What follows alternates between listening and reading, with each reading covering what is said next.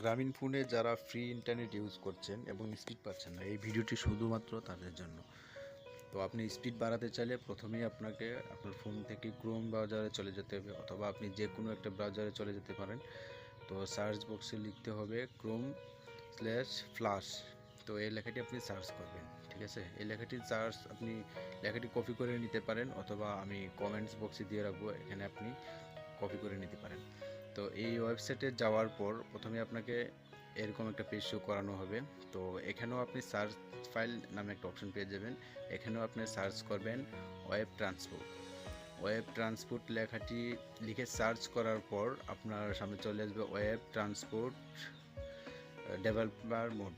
তো এই অপশানে আপনি ক্লিক করবেন। এখানে ডিসেবল আছে বর্তমানে, সেখানে ক্লিক করার পর আপনি শুধুমাত্র এনেবল করে দিবেন। এতটুকুই আপনার কাজ শেষ। ভিডিওটি প্রিয়জনদের